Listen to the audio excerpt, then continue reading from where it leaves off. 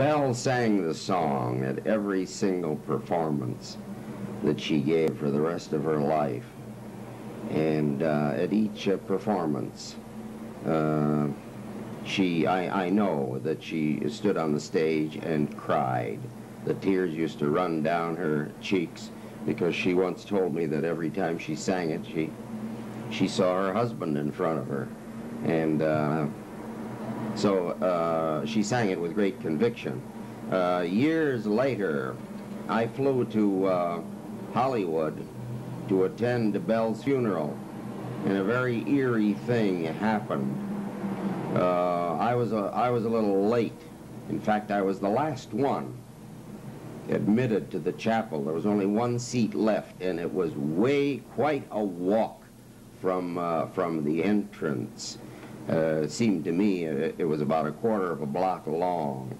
Now, accidentally, as I started down the aisle, the organist played the chorus of All of Me, and I, very much embarrassed, walked this entire distance alone, of course. The audience was already seated, to the tune of All of Me. The organist had no way of knowing that I had just come into the chapel. Well, now to go on a bit, several years later, I was cooped up in a publisher's office all day long one day with a very talented writer by the name of Sam Lerner. I might identify him for you by telling you that he wrote Popeye the Sailor Man, which I believe is known the world over.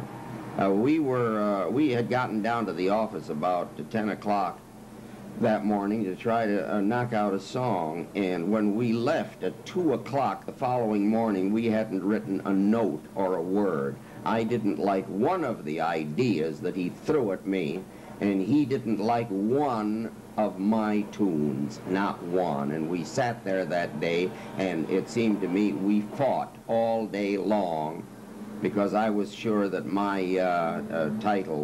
my tunes rather, were great, and he was just as sure that his titles were just right.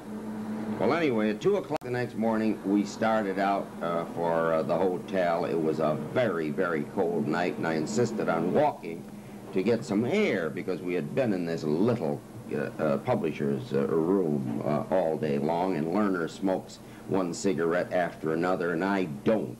And so the air was particularly bad for me.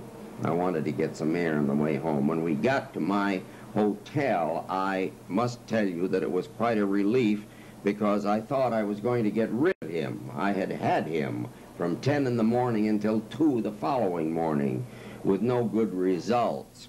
But at my hotel, he said that he was so cold, could he come up to my apartment and warm up? And I thought, oh, ye gods, I'm going to have him for another few minutes. We got up there, and he settled himself into an easy chair as though he were there for the night, and I wanted to get rid of him. So I went into my bedroom, and I took off all my clothes, and I came out naked and stood in front of him to give him a hint that I was ready to go to bed. Instead of which, I don't believe he saw me at all. He said, Gerald, I've got another title for you. I think it's very good. And I thought, oh, this boy doesn't know when enough is enough. So I said, I made up my mind that whatever the title was he mentioned, I would say it was great and write it up immediately to get him out of the apartment so I could go to bed. And he said it's a title called Is It True What They Say About Dixie? Well, I hated the title. For one reason was I thought it was very corny. The word Dixie hadn't been used in a song since Jolson had gotten off his knees at the Winter Garden. And I thought that bands would laugh at us from coast to coast for being so corny as to use it.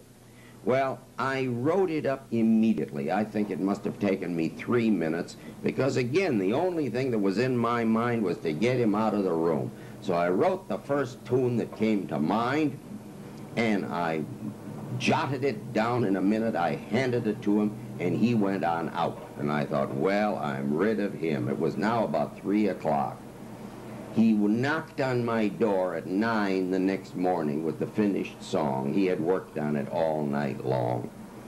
And the fella the performer to whom we sent the song, was the very one who had sung these songs on his knees at the Winter Garden, Al Jolson. He was the only one who would have understood perfectly this Southern song, because it was sort of in the style of the songs that he did sing.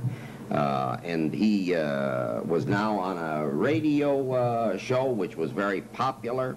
He sang the song 4 weeks in a row, each Thursday night, and at the end of the 4 weeks, the song had whizzed around the world. Is it true what they say about Dixie? Does the sun really shine all the time? Do the sweet magnolias blossom round everybody's door? Do the folks keep feeding possum till they can't eat no more? Is it true what they say about Swanee?